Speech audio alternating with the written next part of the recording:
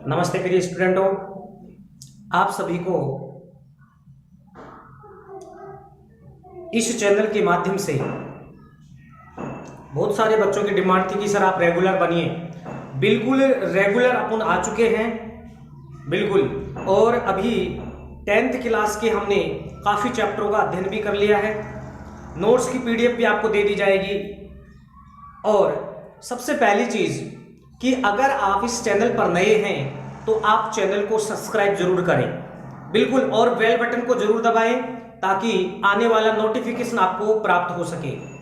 आज का जो अपना चैप्टर रहेगा यानी 10th क्लास से का प्राकृतिक संसाधनों का प्रबंधन। बिल्कुल प्राकृतिक संसाधनों का प्रबंधन पढ़ेंगे, बहुत अच्छे तरीके से पढ़ेंगे। बिल्कुल नोट्स आप बनाइए और रेगुलर अध्ययन कीजिए।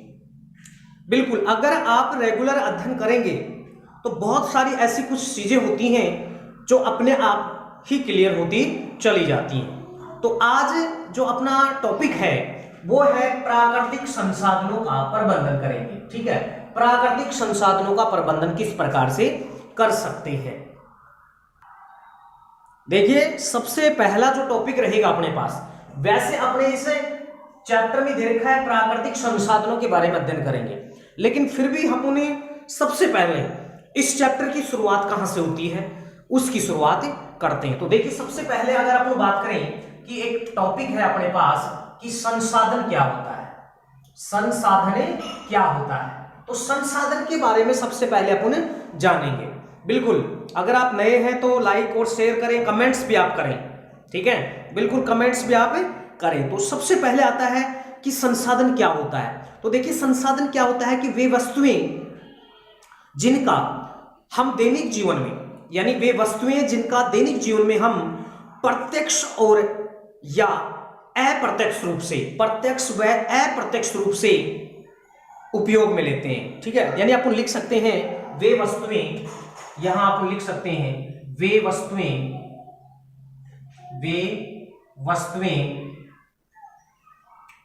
वस्तुएं जिनका दैनिक जीवन में प्रत्यक्ष एवं अप्रत्यक्ष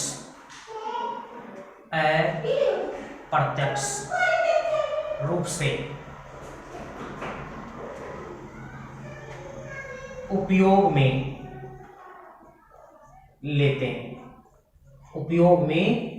हैं, उसे संसाधन कहते हैं। उसे संसाधन कहते हैं, उसे संसाधने कहते हैं। तो देखिए सबसे पहले आप परिभाषा को उतारें, अपना कोई भी एक फेर रजिस्टर आप बना लें, उसके अंदर आप नोट्स बनाइए। अगर आप नोट्स नहीं बना रहे हैं तो फिर वो कोई काम का नहीं है बिल्कुल। और अगर नोट्स नहीं बना रहे तो वीडियो को आप 2 से 3 बार जरूर देखें। ठीक है, बिल्कुल आपको समझ में आएगा कि ये प्राकृतिक संसाधन होते क्या हैं, संसाधन क्या होते हैं, कितनी कैटेगरियां होती हैं संसाधन की, पूरा अपन पढ़ेंगे। इसमें प्रदूषण भी पढ़ेंगे हम, पर्यावरण प्रदूषण क्या है, वैश्विक उष्णन क्या है, जिसको अपन ग्लोबल वार्मिंग भी पढ़ेंगे इस चैप्टर में, लास्ट टॉपिक रहेगा। और इस चैप्टर में अपन चिपको आंदोलन, जिसमें रैनी गांव का चिपको आंदोलन भी देखेंगे, हिमाचल प्रदेश उत्तराखंड, ठीक है ना, का भी आंदोलन देखेंगे। इसके अलावा राजस्थान का जो जोधपुर से 25 किलोमीटर जो खेजराली गांव है, जो कि एनसीईआरटी बुक में खेजराली है, बाकी उसको खेजड़ली आंदोलन भी कहते हैं। उस समय जब चिपको आंदोलन हुआ उसकी भी हम बात करेंगे। बिल्कुल उस समय जोधपुर के जो महाराजा थे वो थे अभय सिंह। ठीक है, अभय सिंह के राज में चिपको आंदोलन जो हुआ है उसकी पूरी कहानी सुनाएंगे आपको। 363 लोगों ने अमृता देवी बिश्नोई के साथ किस प्रकार से अपने प्राणों को न्यौछावर किया, इस बात को भी इस चैप्टर में हम अध्ययन करेंगे। बिल्कुल बहुत बढ़िया तरीके से पढ़ेंगे हम। चाहे कोई भी स्टूडेंट अगर कंपटीशन का बैठा हुआ है यहाँ बिल्कुल स्क्रीन पर देख रहा है तो उनके लिए बहुत बेस्ट होने वाला ये, क्योंकि यहां से बहुत सारे क्वेश्चन आते हैं बिल्कुल। और तो इस तरह से अपन चिपको आंदोलन भी पढ़ेंगे। ठीक है, जो रैनी गांव का था गढ़वाल, उस चिपको आंदोलन के बारे में भी पढ़ेंगे। जिसमें गौरा देवी ने पेड़ों की रक्षा करते हुए उनको बचाने के लिए, जब पेड़ों को काटने के लिए पहुंचते हैं लोग, ठीक है, क्योंकि सड़क निर्माण के लिए 2451 पेड़ों को चुना गया था कि भाई 2451 पेड़ों को काटा जाएगा। उस समय गौरा देवी पहुंचती है अन्य बच्चों के साथ और महिलाओं के साथ। जब गौरा देवी कहती है कि लो मारो गोली और काट लो हमारा मायका, कि वनों से संबंधित उन्होंने अपना मायका कहा है पेड़ों की रक्षा के लिए। इसकी भी तुलना अपन देखेंगे, इसके भी पॉइंट्स देखेंगे, चिपको आंदोलन भी पढ़ेंगे, बहुत बढ़िया तरीके से आपको चिपको आंदोलन बताऊंगा। अगर आपने वीडियो देख लिया क्लियर, बिल्कुल जितने भी पार्ट बनेंगे इस चैप्टर के, अभी मैं बता नहीं रहा आपको कितने पार्ट बनेंगे, बिल्कुल आप रेगुलर बनिए, पहली चीज रेगुलर बनिए आप, ठीक है ना। चलो देखो, अब इसके बाद में यह संसाधन हो गया कि वे वस्तुएं जिनका दैनिक जीवन में प्रत्यक्ष और अप्रत्यक्ष रूप से उपयोग किया जाता है, ठीक है। ये है चिपको आंदोलन, ये है अपने पास संसाधन, इसे क्या कहेंगे अपने, संसाधन कहते हैं। इसके बाद में आता है संसाधन कितने प्रकार का होता है। देखो संसाधन की अगर प्रकार की अगर अपन बात करें, ठीक है, संसाधन को हम मुख्यतः 2 प्रकार में पढ़ेंगे। कितने प्रकार में पढ़ेंगे, 2 प्रकार में पढ़ेंगे, जिसमें पहला जो अपना प्रकार रहेगा वो तो रहेगा जिसको कहेंगे अपने प्राकृतिक संसाधन। और ये जो पूरा चैप्टर है अपना, ये प्राकृतिक संसाधनों का ही है। इस चैप्टर में कृत्रिम संसाधन नहीं पढ़ेंगे, सिर्फ इसके परिभाषा जानेंगे इसकी। दूसरा होता है, ये होता है कृत्रिम संसाधन होता है, कृत्रिम संसाधन होता है। देखो संसाधन 2 प्रकार के होंगे, एक प्राकृतिक संसाधन और एक कृत्रिम संसाधन। बहुत ही बढ़िया तरीके से आपको मैं यहां अध्ययन करवाऊंगा अगर आप रेगुलर है तो। बिल्कुल देखो, प्राकृतिक संसाधन और कृत्रिम संसाधन अपन ये दोनों पढ़ेंगे, ठीक है ना। प्राकृतिक संसाधन और कृत्रिम संसाधन, जैसा कि आपको देखो बोर्ड पर दिखाई दे रहा होगा कि प्राकृतिक संसाधनों का प्रबंधन, यानी हम सबसे ज्यादा जो इस चैप्टर में देंगे वो प्राकृतिक संसाधन को ज्यादा समय देंगे।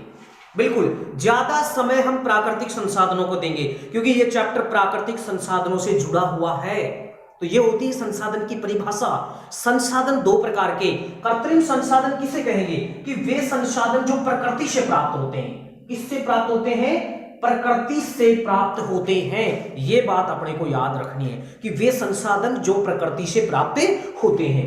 और कृत्रिम संसाधन कि जिन्हें मानव निर्मित करता है, बिल्कुल मानव बनाता है भाई, मानव निर्मित, बिल्कुल ये वर्ड आप याद रखेंगे कि मानव निर्मित होता है ये, कि कृत्रिम संसाधन मानव निर्मित होता है भाई। क्या होता है, मानव निर्मित होता है। तो ये बात भी अपने को याद रखनी है, ठीक है। चलो नेक्स्ट अपन अब अध्ययन करते हैं कि प्राकृतिक संसाधन में उदाहरण कौन कौन होंगे। देखिए प्राकृतिक संसाधन में उदाहरण होते हैं, कोयला हो गया, ठीक है, कोयला लिख सकते हैं आप इसमें, इसका एग्जांपल कोयला है।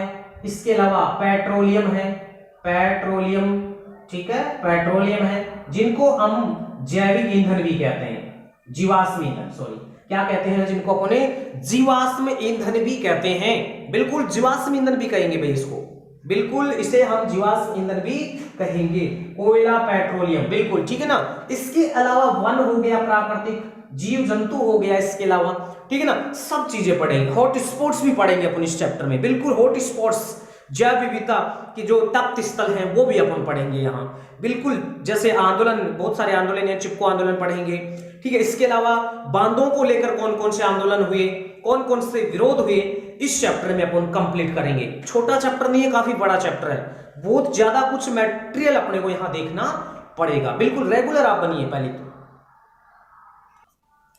इसके बाद में एक टॉपिक आता है छोटा, बिल्कुल, और उस टॉपिक से आप अनजान नहीं हैं, बिल्कुल उसके बाद बारे में आप जानते हैं, और वो टॉपिक अपना है प्रदूषण। प्रदूषण क्या होता है, देखो प्रदूषण क्या होता है भाई, प्राकृतिक संसाधनों का, प्राकृतिक संसाधनों का दूषित होना, दूषित होना प्रदूषण कहलाता है, प्रदूषण कहलाता है।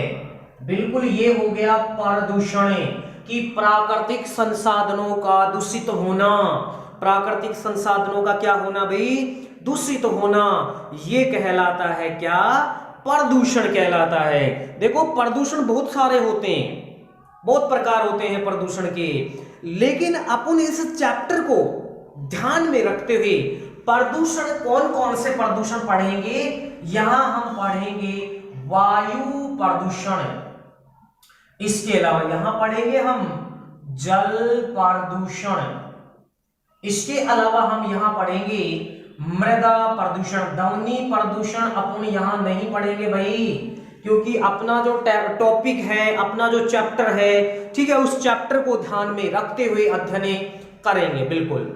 यानी वायु प्रदूषण, जल प्रदूषण और मृदा प्रदूषण बेस्ट होने वाले हैं इस चैप्टर के लिए टॉपिक, ठीक है बिल्कुल। लेकिन इन टॉपिकों को अपन यही इसी पॉइंट पर नहीं पढ़ेंगे, जैसे जैसे ये पॉइंट अपने आते जाएंगे, क्योंकि एक जगह नहीं दे रखा है इनको इस चैप्टर में, करण वाइज दे रखा है। और पूरा ये जो अपना चल रहा है चैप्टर, ये एनसीईआरटी के अकॉर्डिंग चल रहा है, राजस्थान बोर्ड एनसीईआरटी 2021-22 के अकॉर्डिंग, बिल्कुल 21-22 के अकॉर्डिंग मैं आपको अध्ययन करवा रहा हूं बिल्कुल। और बहुत सारे चैप्टर मैंने साइंस के आपको पढ़ा भी रखे हैं। इस चैनल पे आपको इंग्लिश की क्लास भी मिल जाएंगी, ठीक, आप चैनल को सब्सक्राइब कर लें। और अगर आपको वीडियो की स्पीड कम लग रही है तो आप स्पीड को बढ़ाकर भी देख सकते हैं, बिल्कुल आप स्पीड को तेज करके भी आप इसको सुन सकते हैं, नोट्स बना सकते हैं, स्पीड डाउन करके भी आप पढ़ सकते हैं बिल्कुल। क्वालिटी भी आप अपने फोन से चेंज कर सकते हैं, अगर आपको क्वालिटी अच्छी नहीं दिखाई दे रही है तो, साफ नहीं दिखाई दे रहा है तो, ठीक है ना। चलो नेक्स्ट अपन बात करते हैं, इन तीनों के बारे में अभी नहीं पढ़ेंगे हम बिल्कुल। इस चैप्टर में बीच बीच में ये अध्याय दे रखे हैं, ठीक है, उनके बारे में अपन उन टॉपिकों के बारे में वहां देखते हैं। नेक्स्ट जो अपना टॉपिक रहने वाला है, अब देखिए टॉपिक है अपना, टॉपिक क्या रहेगा अपना कि पर्यावरण समस्याएं क्या क्या आ रही है, ठीक है बिल्कुल। पर्यावरण समस्या क्या क्या पर्यावरण समस्याएं हैं उसके बारे में अपन अध्ययन करेंगे। तो पर्यावरण समस्या को देखते हैं, क्या है ये पर्यावरण समस्याएं, ठीक है। पर्यावरण समस्या ये एक छोटा सा टॉपिक है, इसको किस प्रकार से हम समझेंगे। पर्यावरण समस्याएं, देखो पर्यावरण के बारे में इसका अर्थ क्या होता है, यह हम पिछले अध्याय में पढ़ चुके हैं, चैप्टर नंबर 15 में, ठीक है। इसके बाद देखिए पर्यावरण समस्या क्या है। ये जो पर्यावरण समस्या है ये हमारे देश की ही समस्या नहीं है, ये एक वैश्विक समस्या बन चुकी है, ठीक है। तो ये पॉइंट भी आप लिख सकते हैं कि ये जो पर्यावरण समस्या है, ये समस्या अपन ये लिख सकते हैं कि पर्यावरण समस्या, पर्यावरण समस्या एक वैश्विक समस्या है। क्या है भैया, कि वैश्विक समस्या है, एक वैश्विक समस्या है।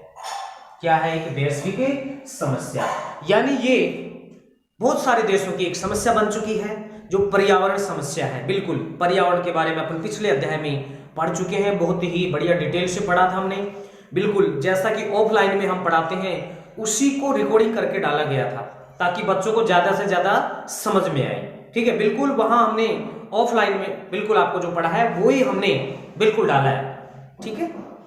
इसके बाद में देखिए जो हमारे देश भी, जो हमारे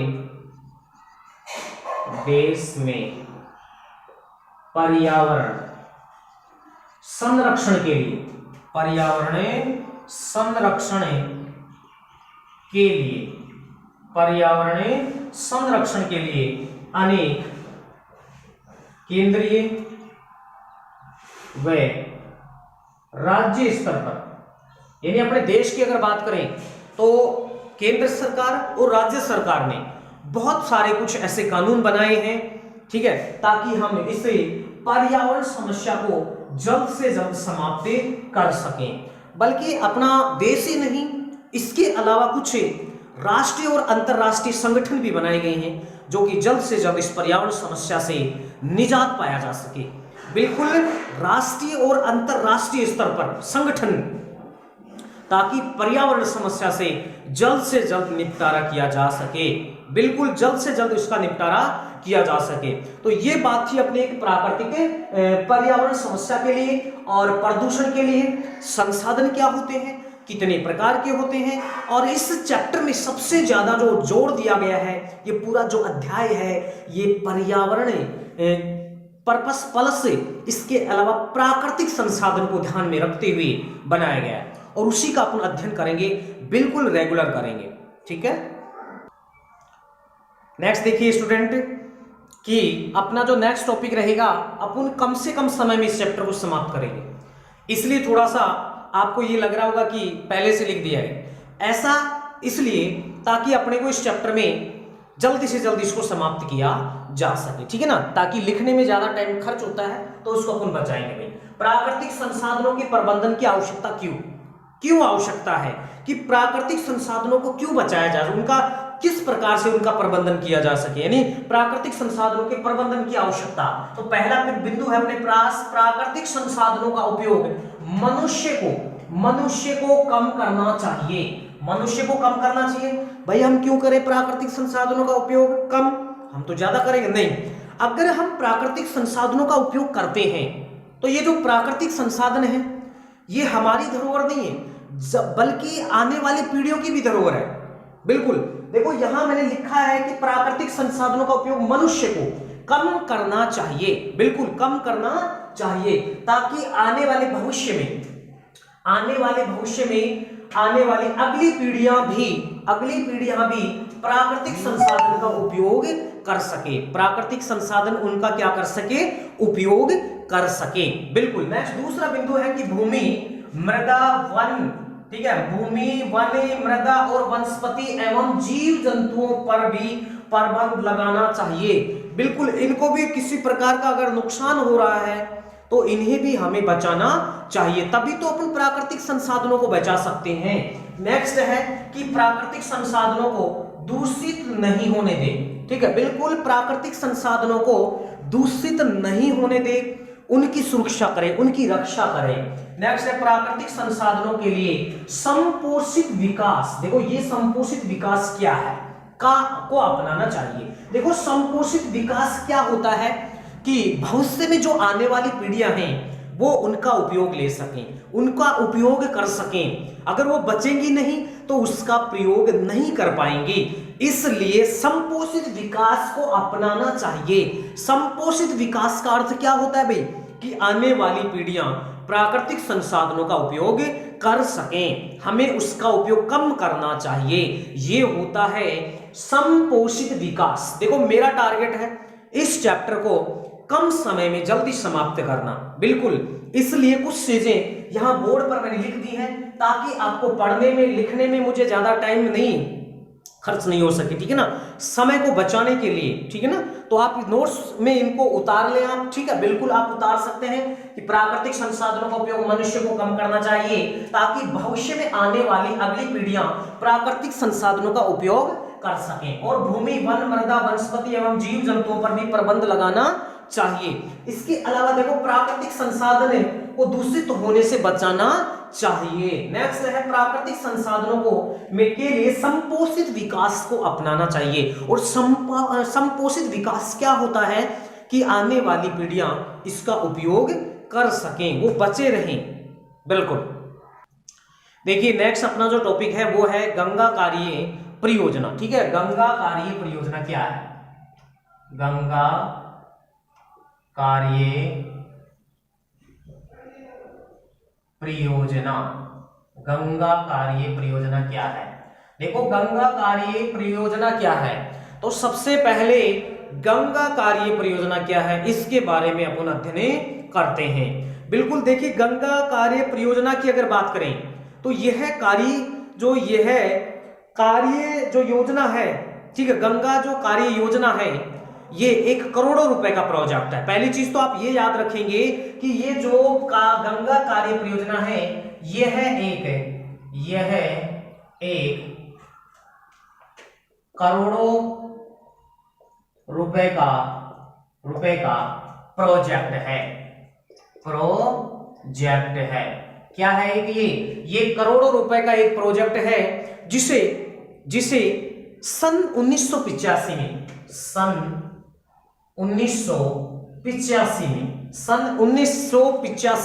सन 1985 में गंगा स्तर को सुधारने के लिए गंगा स्तर को सुधारने के लिए यानी जो गंगा का पानी है गंगा स्तर को सुधारने के लिए ठीक है, यानी गंगा स्तर को सुधारने के लिए ये प्रोजेक्ट यानी ये करोड़ों रुपए का प्रोजेक्ट लाया गया 1985 में, ताकि गंगा के पानी को यानी स्वच्छ बनाया जाए।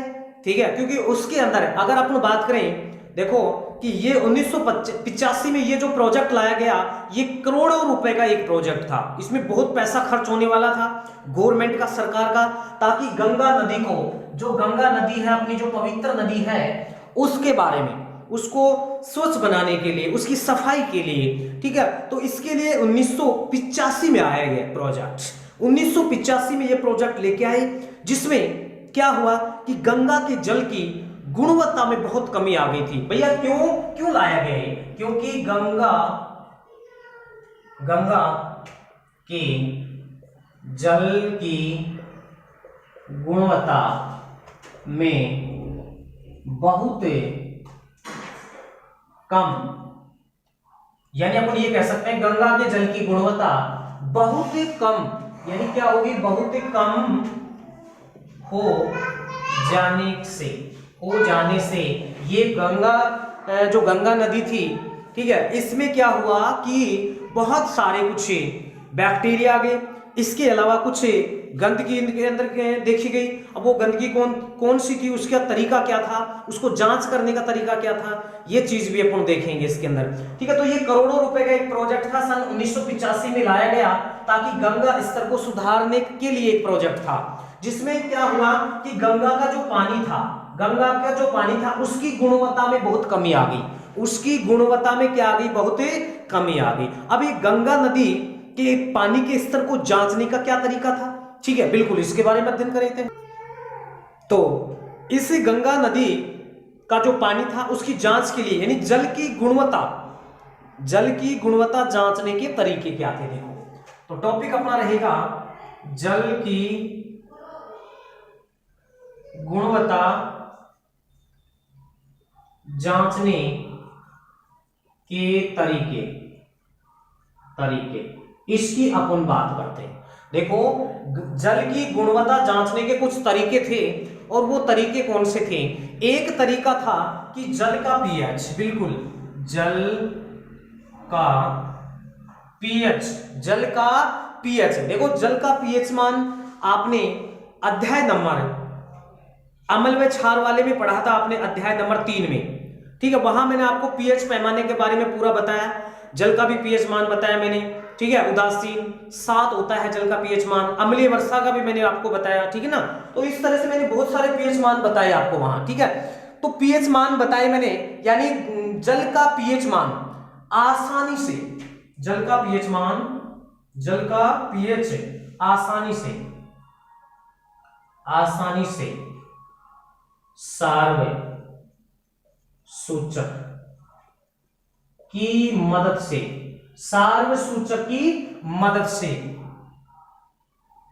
मापा जाता है।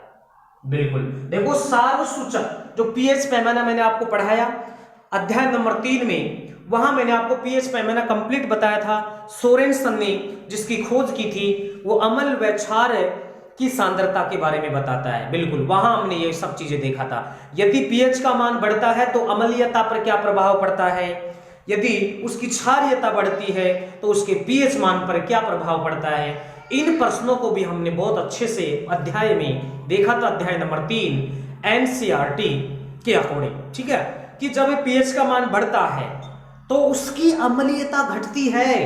लेकिन अगर पीएच का मान बढ़ता है तो उसकी क्षारीयता भी बढ़ती है, और यदि पीएच का मान कम होगा उसकी अम्लीयता उतनी ही ज्यादा होगी। लेकिन क्षारीयता में क्या होता है, अगर पीएच बढ़ता है तो उसकी क्षारीयता भी बढ़ती है, और यदि पीएच का मान कम होता है तो उसकी क्षारीयता भी कम होती है। ये सब बात सोरेनसन ने जो पीएच पैमाना दिया था उसमें हम अध्ययन कर चुके हैं। तो बिल्कुल जल का पीएच आसानी से सारू सूचक की मदद से अपन मापा जा सकता है कि उसका पीएच मान कितना है, तो इससे भी पता लगाया जा सकता है। इसके अलावा क्या हुआ कि जल में दूसरा जो पॉइंट था इनका जांचने का तरीका, कि जल में कोलीफॉर्म जीवाणु, कौन सा जीवाणु याद रखना अपने को, कोलीफॉर्म जीवाणु याद रखना है। स्टार लगा लेना भैया, अगर आप कंपटीशन की तैयारी कर रहे हैं तो आप स्टार लगा लेना। बहुत बार ये क्वेश्चन आता है कि गंगा नदी कौन से बैक्टीरिया की वजह से, तो ये भी बैक्टीरिया उसके अंदर शामिल है। बिल्कुल, कौन सा बैक्टीरिया, कोलीफॉर्म जीवाणु, बैक्टीरिया कोलीफॉर्म जीवाणु, कौन सा जीवाणु है, कोलीफॉर्म जीवाणु। इसकी वजह से भी क्या हुआ कि इसको गंगा नदी में पाया गया। इसको गंगा नदी में नहीं रहना चाहिए भाई। क्यों नहीं रहना चाहिए, क्योंकि ये मनुष्य की आंत में रहने वाला एक जीवाणु है, ये मनुष्य की आंत में पाए जाने वाला एक जीवाणु है। जबकि जब इस पानी की जांच की गई, इसकी गुणवत्ता की जांच की गई, तो ये बैक्टीरिया कहां पाया गया, गंगा के पानी में पाया गया। जिससे वैज्ञानिक ने आइडिया लगाया कि जो मनुष्य है, जो जीव जंतु है, अपना मल मूत्र इस गंगा नदी में उत्सर्जित कर रहे हैं, इनके किनारों पर उत्सर्जित कर रहे हैं, या गंदे नाले की मदद से जो मल मूत्र जो आ रहा है उसके अंदर जो कोलीफॉर्म बैक्टीरिया है वो भी इस पानी के अंदर आ गया। तो इसकी मात्रा बड़ी है, यानी हम ये कह सकते हैं गंगा का जो पानी है उसमें कोलीफॉर्म जीवाणु की वजह से, ठीक है, इसका स्तर बढ़ा है। इसका मतलब क्या हुआ कि भैया जो मल मूत्र के अंदर जो मनुष्य के आंत में जो बैक्टीरिया होता है वो कहां आ गया, गंगा नदी में आ गया। तो ये भी क्या है, इसकी गुणवत्ता को जांचने का एक बहुत ही अच्छा तरीका है कि कोलीफॉर्म की उपस्थिति, और इसके अलावा पीएच सारू सूचक की मदद से मापा जा सकता है। तो ये था अपने जल की गुणवत्ता जांचने के कुछ तरीके। ठीक है, अब जल की गुणवत्ता जांचने के तरीका का मतलब अपन गंगा जल का पढ़ रहे हैं, जो कि एक करोड़ों रुपए का प्रोजेक्ट है, 1985 में लाया गया। ठीक है, अब इसके बाद में कुछ अन्य पॉइंट देखते हैं कि जो गंगा नदी है, उस गंगा नदी की अगर अपन बात करें तो गंगा नदी हिमालय में स्थित है। गंगा नदी हिमालय में स्थित है, गंगोत्री से उद्गमित होती है। ये बात अपने को याद रखना, ये प्रश्न भी बहुत बार कंपटीशन में आ चुका है कि गंगा नदी जो है हिमालय के गंगोत्री से उद्गमित होती है। कहां से उद्गमित होती है, गंगोत्री से उद्गमित होती है, गंगोत्री से उद्गमित होती है। देखो मैं इसको थोड़ा सा एक बार आपको बता देता हूं, इधर ध्यान देंगे आप थोड़ा सा। जैसे मान लीजिए अगर अपन गंगा नदी की अगर बात करें, ठीक है, गंगा नदी की अगर अपन बात करें, गंगा नदी की अगर अपन बात करें, देखो गंगा नदी, ठीक है, गंगा नदी की अगर बात करें, देखो गंगा नदी की अगर बात करें, टिहरी बांध इसी के किनारे बना हुआ है। कौन सा बांध, टिहरी। ठीक है, कौन सी नदी पर बना हुआ है, भागीरथी भी कह सकते हैं हम, गंगा नदी भी कह सकते हैं, जो टिहरी बांध है। पढ़ेंगे अपन इसी चैप्टर में पढ़ेंगे। ठीक है, तो देखिए ये जो गंगा नदी है, इस गंगा नदी की अगर बात करें तो ये हिमालय के कौन से स्थान से निकलती है, ये उद्गमित होती है गंगोत्री से उद्गमित होती है। गंगोत्री से यहां से ये चलना शुरू होती है और ये उत्तर प्रदेश होती हुई बिहार, ठीक है, इधर से होती हुई, यानी अपन ये कह सकते हैं उत्तर प्रदेश, बिहार और पश्चिम बंगाल से होती हुई, यानी लगभग अपन ये कह सकते हैं कि भारत के लगभग, यानी अपन ये कह सकते हैं कि मेन जो इसका इंपॉर्टेंट है वो अपने को क्या याद रखना है।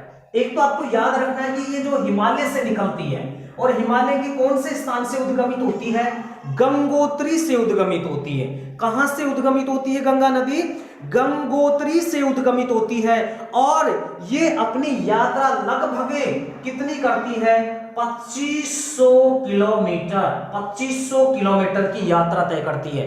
कितनी यात्रा तय करती है गंगा, 25 किलोमीटर की यात्रा तय करती है। और कहां तक जाती है, ये जाती है बंगाल की खाड़ी में गंगा सागर तक, ठीक है। कहां जाएगी ये जाती है बंगाल सागर, बंगाल सागर के कहां जाएगी ये जाती है गंगा सागर तक। कहां तक जाती है भाई? गंगा सागर तक जाती है, ठीक है। कहां तक जाती है ये? गंगा सागर, ठीक है। अपन ये कह सकते हैं गंगा सागर तक ये जाती है। और कहां जाएगी ये? यानी गंगा, यानी अपन ये कह सकते हैं बंगाल की खाड़ी, बंगाल की खाड़ी, ठीक है भाई। बंगाल की खाड़ी में ये जाती है, गंगा सागर स्थान तक गंगोत्री से उद्गमित होती है 2500 किलोमीटर। और यहाँ बहुत सारे, यानी आप ये कह सकते हैं 100 से भी ज्यादा, कितने? 100 से भी ज्यादा नगरों ने, 100 से भी ज्यादा नगरों ने इसे एक नाला या नाले के रूप में, नाले के रूप में इसे घोषित किया है। एक गंदे नाले के रूप में इसको क्या कर दिया है? घोषित कर दिया। क्यों? क्योंकि लोगों ने क्या काम किया, इसमें कचरा डाल दिया, नहाने का पानी डाल दिया इसके अंदर मल मूत्र उत्सर्जित कर दिया, इसके अंदर लोगों ने इतना गलत काम किया, जो कि एक पवित्र नदी को, ठीक है, एक पवित्र नदी को इन्होंने इस प्रकार से बदल के एक नाले के रूप में घोषित कर दिया। इन्हें बिल्कुल ये पॉइंट एनसीईआरटी बुक में लिखे हुए हैं। ऐसे कैसे ये पॉइंट लिखे हुए हैं कि 2500 किलोमीटर तक की यात्रा तय करती है, बंगाल की खाड़ी में गंगा सागर तक जाती है, गंगोत्री से उद्गमित होती है, बिल्कुल ठीक है ना। और उत्तर प्रदेश से है, बिहार है, पश्चिम बंगाल से ये होती हुई, यानी 100 नगरों ने यानी इसे एक नाले के रूप में स्वीकार कर लिया है। क्यों? क्योंकि लोगों ने इसमें कचरा डालना, मरे हुए शवों को डालना, मृत जीवों को डालना, मरे हुए व्यक्तियों की राख को इसमें भी प्रवाहित कर रहे हैं लोग। और जो सबसे ज्यादा अगर बात करें कि कोलिफॉर्म बैक्टीरिया भी इसमें पाया गया, जो कि मनुष्य के आंत में रहना चाहिए। इसके अलावा पीएच के आधार पर भी इसकी जांच की गई है, जिससे भी ये हुआ, ठीक है ना, जिसमें ये अपन कर सकते हैं, जिसके लिए यानी राष्ट्रीय मिशन एक कार्यक्रम स्थापित किया गया इस गंगा को बचाने के लिए अक्टूबर 2016 में, अक्टूबर 2016 में, ठीक है ना। तो ये था अपना एक गंगा प्रोजेक्ट, एक गंगा कार्य परियोजना 1985 में, ठीक है। करोड़ों रुपए का एक प्रोजेक्ट था गंगा नदी को बचाने के लिए, ठीक है, गंगा नदी को बचाने के लिए।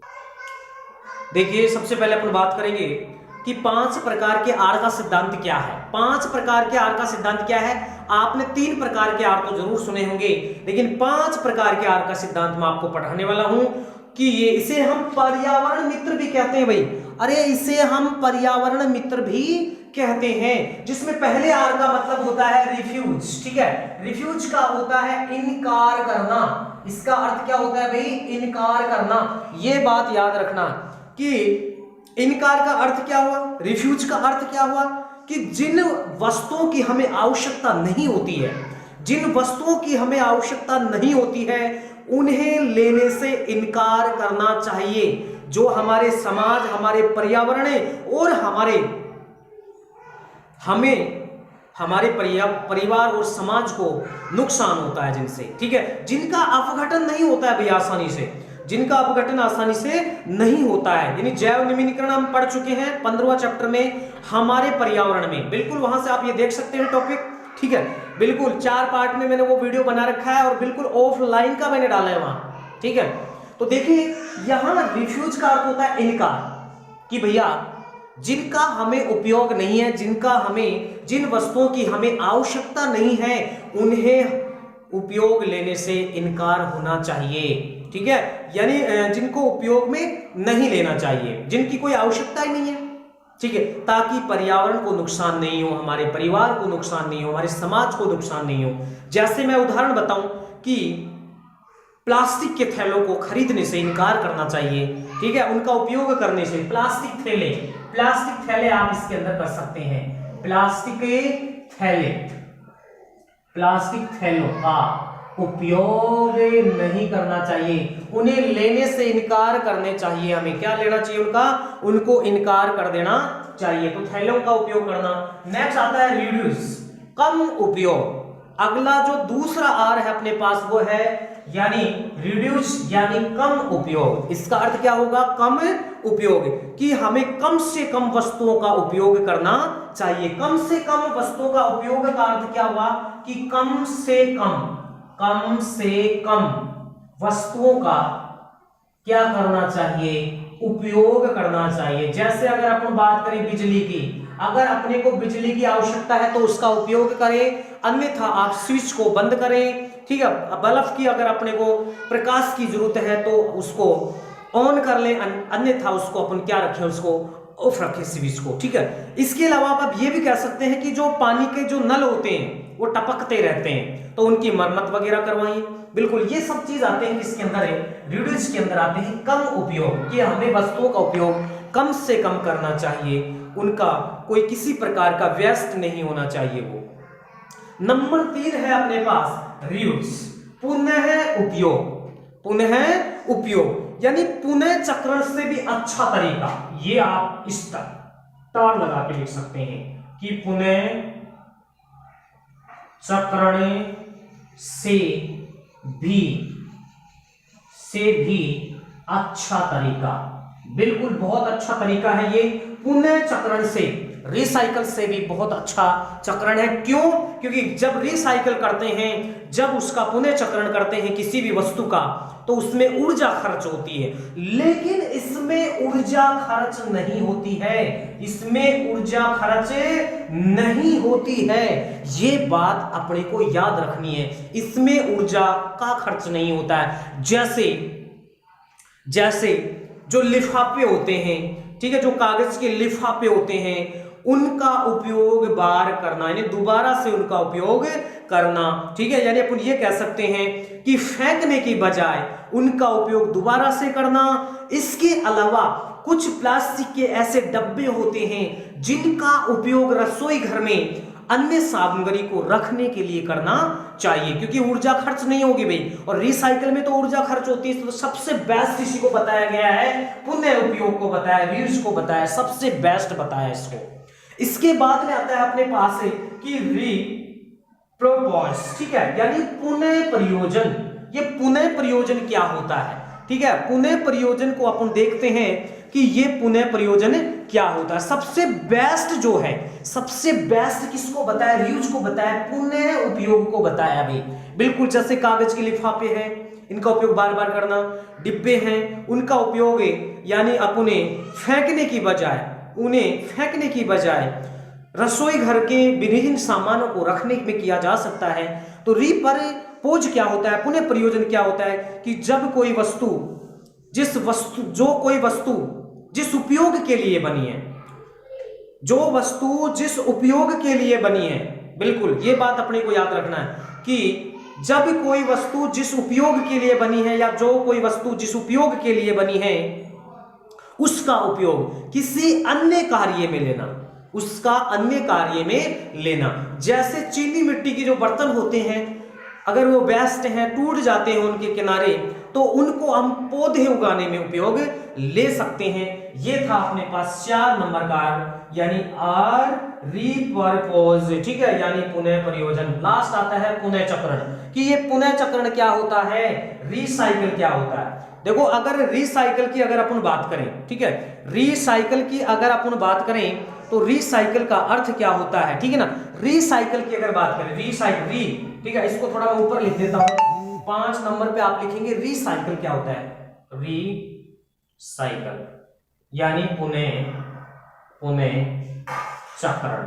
क्या है, पुनः चक्रण। तो रिसाइकल क्या होता है, पुनः चक्रण क्या होता है, इसके बारे में अपन देखते हैं। कि जैसे प्लास्टिक है, इसके अलावा जैसे कांच है, प्लास्टिक है, कांच है, इसके अलावा कागज है, कुछ धातु के ऑक्साइड हैं, उनका पुनः चक्रण कर उपयोग बनाना चाहिए, उनका उपयोग करना चाहिए। कि पुनः चक्रण का मतलब जैसे प्लास्टिक की कोई वस्तुएं हैं, उनको पिघलाकर फिर नया आकार देना चाहिए उनको। इस तरह से अगर हम, ठीक है, उपयोग कर सकते हैं। और आजकल वर्तमान में ऐसी ही कुछ वस्तुओं का उपयोग किया जाए ताकि उनका अपघटन आसानी से हो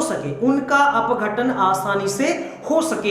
ये थे 5 प्रकार के आर का सिद्धांत, जिसे हम पर्यावरण के मित्र भी कहते हैं। रिफ्यूज हो गया, रिड्यूस हो गया, रीयूज हो गया, रीपर्पोज हो गया और रिसाइकिल हो गया।